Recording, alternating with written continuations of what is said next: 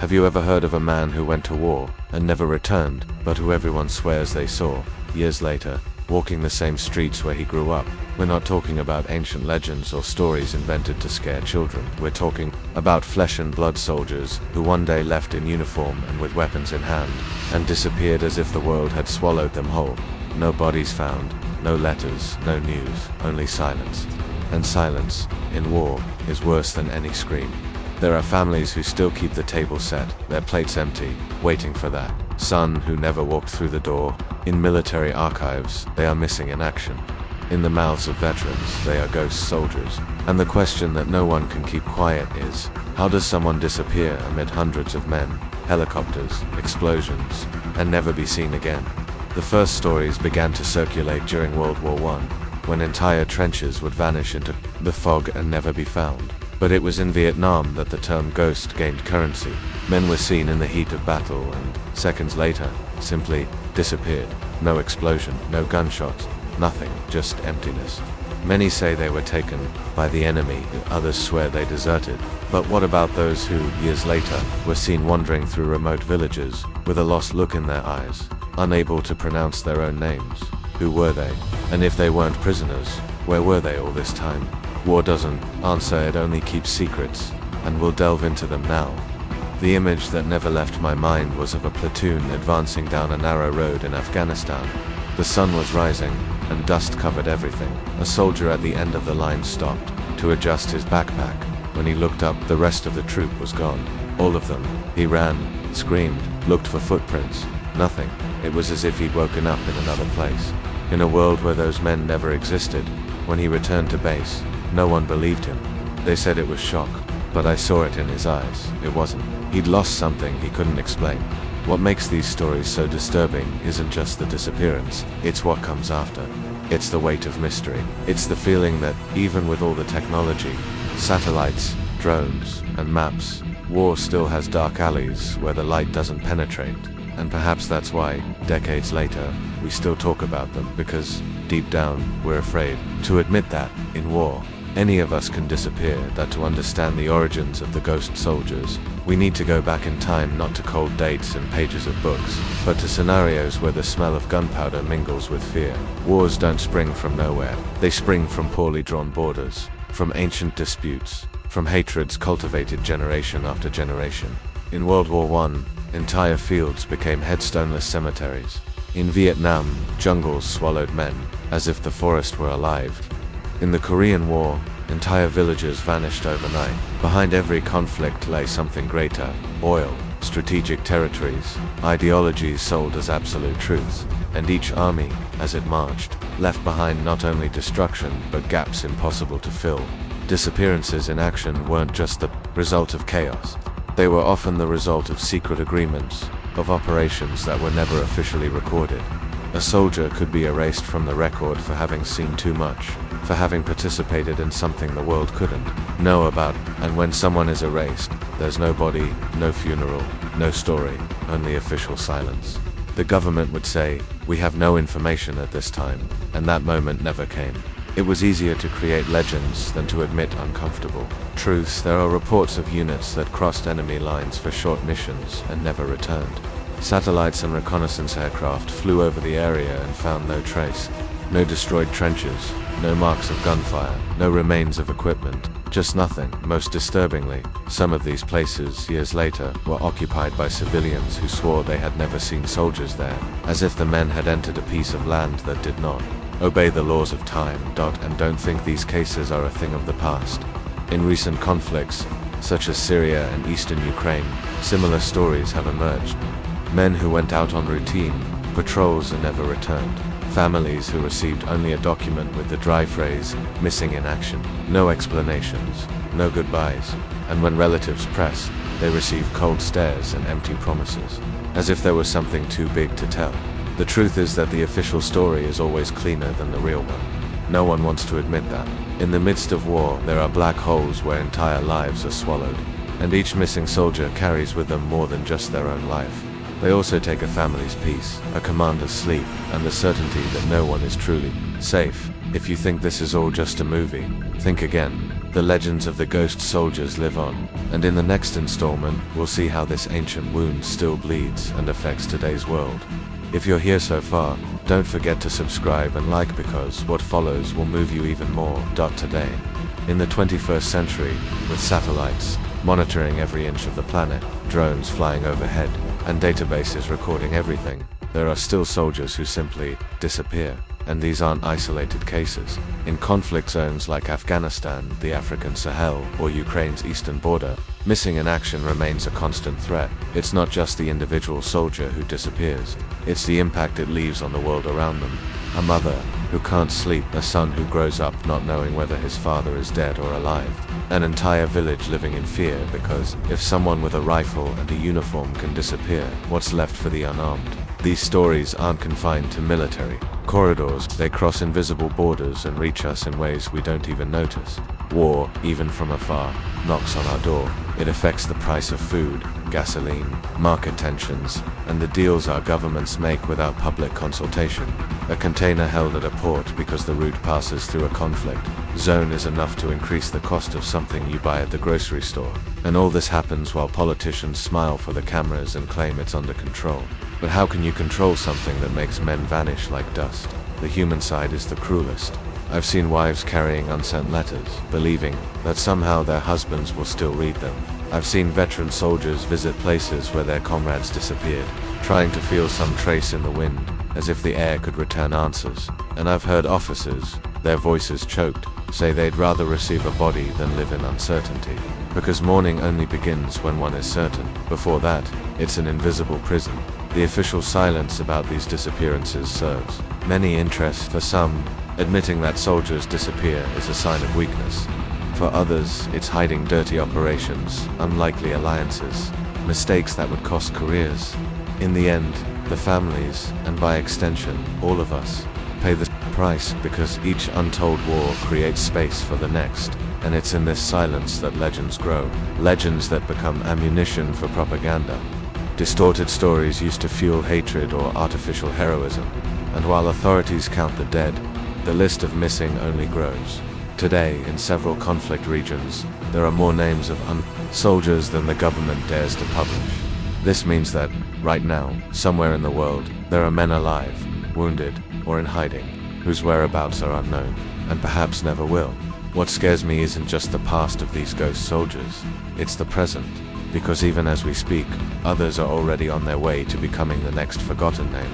And if we think this doesn't affect us, it's because we still don't understand what might lie ahead. If today, with all the technology, we still have ghost soldiers, imagine what could happen tomorrow. Modern conflicts are no longer just gunfire and explosions. They are hybrid wars, where the battle also takes place on social networks, in financial markets, on computer servers thousands of kilometers from the battlefield. And in this scenario, disappearing can be even easier and more useful. Imagine a soldier disappearing on purpose to serve as a pawn in a political game. Imagine how many may already be living under new identities, stationed in strategic locations, awaiting an order. Could some of these ghosts be used as silent weapons? The risk is that, in the future, the number of missing persons isn't a consequence of chaos, but part of a plan. In future wars, information manipulation could erase someone digitally in seconds. No birth certificate, no military record, no photo as if that person never existed. And this isn't fiction. Governments and organizations already have the ability to erase a citizen from the virtual map. What if this were applied to soldiers? The enemy doesn't need to kill, they just need to make the world forget. Furthermore, there's a greater danger: normalization. If we accept soldiers disappearing without explanation, we're opening the door for it to happen to anyone.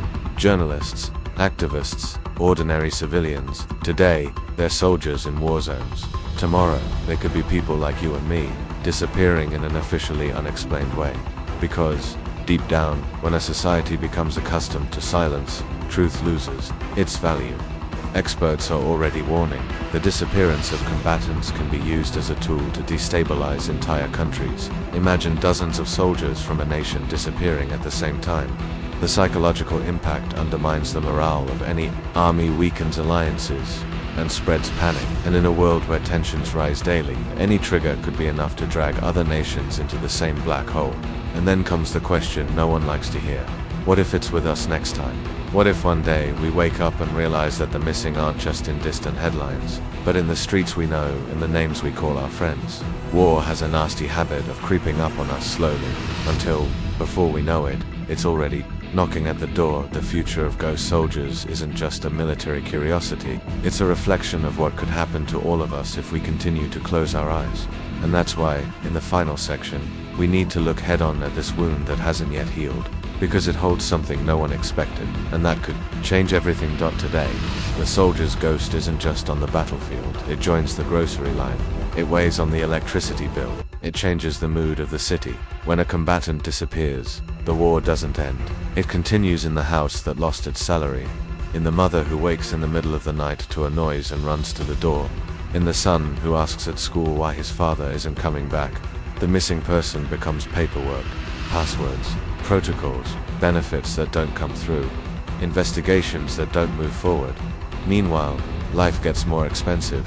A port closes, wheat doesn't arrive, bread gets more expensive, truck drivers pay more for diesel, the bus is late, the factory reduces hours. The entire neighborhood feels it, and the worst is the silence. Without a body, without a funeral, there is no closure. There is a weight that never ends. Have you ever imagined trying to sleep knowing there might be someone alive crying for help somewhere and no one hears? That's how the present hurts.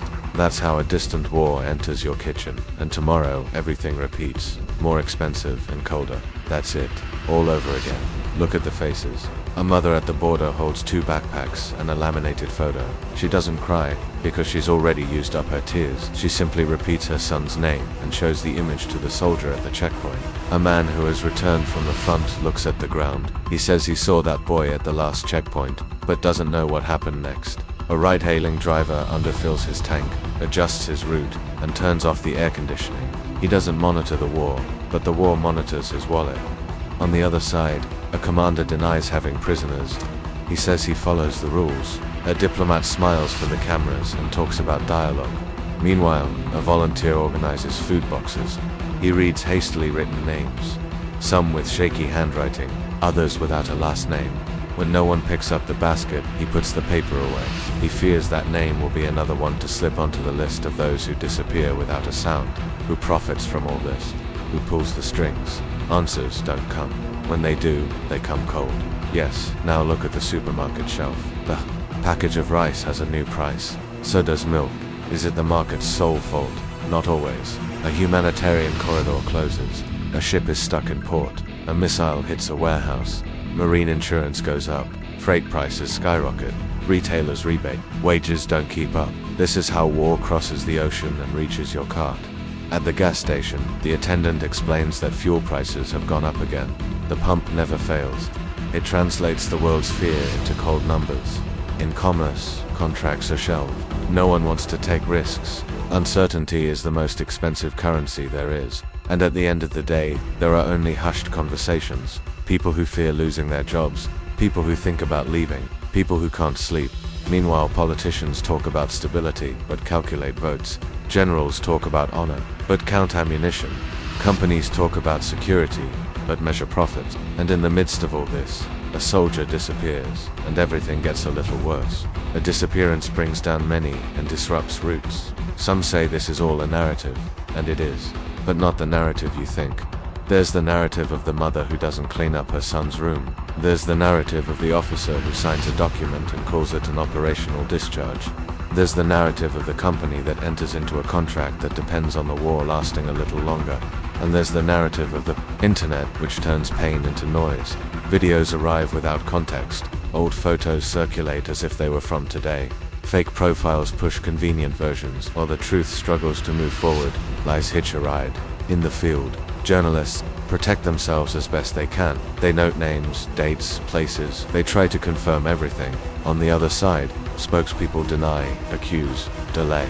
The public grows weary. Their minds demand rest. And that's when the missing person becomes a shadow again. Without proof, without leads, without pressure, the case goes cold.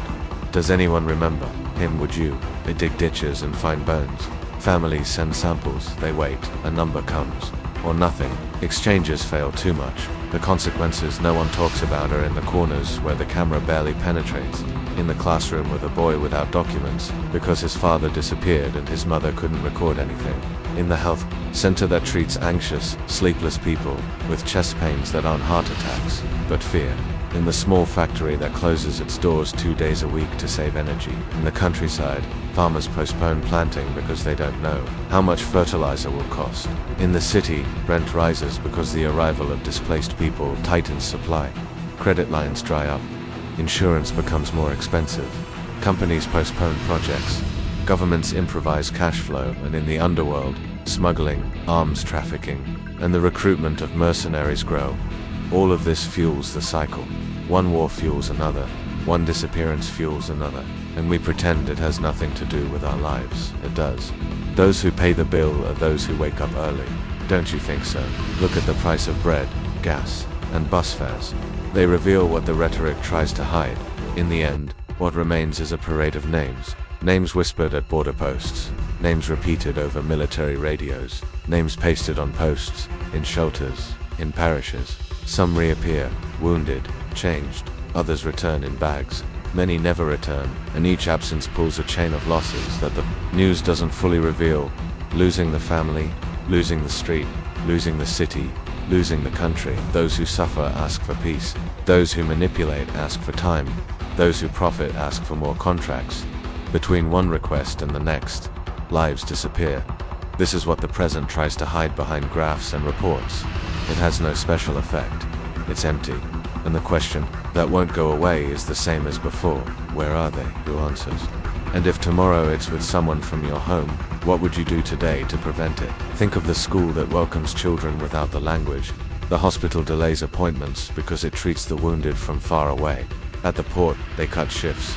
In the field, the machines stop working. At night, when the screen goes off, there's noise in your mind. Do you feel it really? If nothing changes, ghost soldiers will cease to be the exception and become routine. Modern warfare has more eyes and ears than ever before, satellites, drones, trackers, but it also has more ways to erase someone without a trace. And when a disappearance becomes just another line in a report, the world begins to accept the unacceptable. Imagine a future where, with every conflict, hundreds of names emerge and disappear from the list without explanation. No government feels obligated to respond. No newspaper can keep up. Disappearance becomes part of the contract of war. And if you think this is just, consider that every time a country tests a new military technology, it is also testing new ways to erase evidence, stories, people.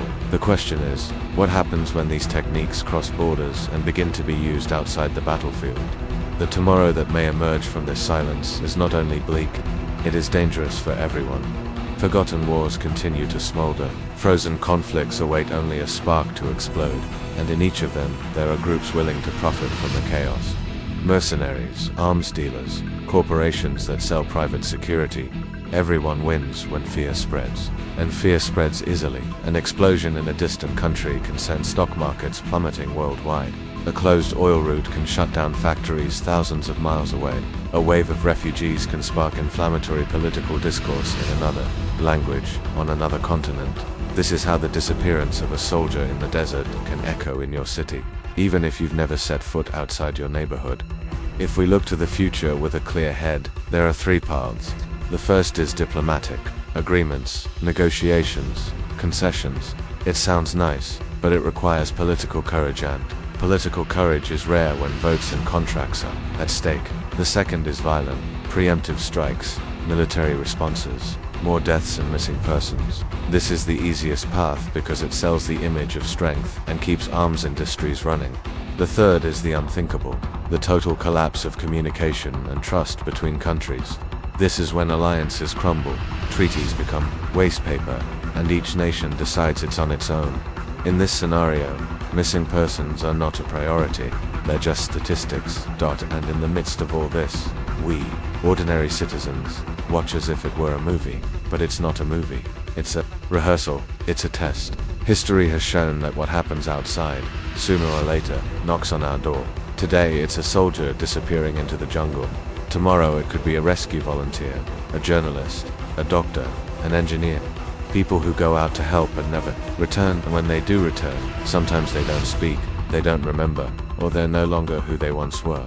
The line between the present and the future is thinner than it seems. When we become accustomed to disappearance, to silence, it opens the door for it to repeat itself on a larger scale. And repetition, in history, always comes with a higher price. Today's wars already use artificial intelligence to track, predict, and eliminate targets. What if tomorrow this technology decides you're a target without anyone knowing? Who will look for you? Who will remember your name? If you think this is an exaggeration, ask those who have lived through it. Ask the families who still wait for someone from wars that no longer make the news. Ask the veterans who dream of the faces of comrades who disappeared without a trace. Ask the communities that have learned to live with the hole in their path. Instead of answers, tomorrow could be worse because it's already being rehearsed today. And the biggest trap is believing that, for now, it's not ours to deal with. At the end of all these stories, the same feeling remains. We are staring into a hole that never closes. Ghost soldiers are not just missing men and women, they are signs that war always leaves scars no one wants to accept. Each lost name is an unanswered question. Each vanishing face is a silent warning that the world continues to accept the unacceptable. And the truth is, there is no end for those who wait. Life does go on, but there's always a piece missing. The empty chair at dinner, the sound of the key that never turns in the door, the letter that never arrives. These voids don't fill themselves, they accumulate, and one day, when least expected, they weigh heavily enough to change the course of a life. A city, an entire country. War likes to erase its traces. It only tells the stories that justify the next battle. The rest is consigned to oblivion. That's why ghost soldiers become legends. Because when there's no document, no record, no body, the only thing that survives is what people tell. And people tell because they need to keep alive the idea that there's still a chance of return, even if it's a lie, even if it's impossible. It's this flame that keeps many from surrendering to the void. It's what fuels the search for years, decades, sometimes a lifetime. And then, amidst this darkness, stories emerge that defy everything, like the one about the man who left for war and disappeared in the middle of a patrol. The army declared him dead, his family held a mass, his friends kept his photos. 20 years later, at a simple market in a small town, someone recognized that face. He was older, thinner, but it was him. He wore ordinary clothes and carried grocery bags. When asked where he'd been, he simply smiled and said he couldn't remember. No documents, no explanation, as if he'd never been to war. Some believe he was a prisoner and lost his memory. Others say he escaped and built a new life. The truth died with him, years later, never to be told. This man is proof that not all ghosts remain in limbo forever. Some return, but their return is sometimes as mysterious as their disappearance. And this leaves us with a question that no one can silence. How many more could return if we hadn't stopped searching? How many are still alive, trapped in places we don't even know exist? And if it were tomorrow with someone you love, would you accept silence as an answer? In the end, perhaps the greatest danger isn't the disappearance itself, but our ability to grow accustomed to it. When disappearance becomes a statistic, it ceases to be a scandal and becomes routine. And routine is what kills indignation. It's what erases names, faces, stories. That's when the world loses more than a soldier, it loses its own memory. So, before you close this video, think, what if the next ghost isn't on a battlefield, but on your street? What if the next war isn't announced on TV, but begins quietly, taking people one by one? Will we even notice, or will we keep saying it, a distant thing, until it's too late?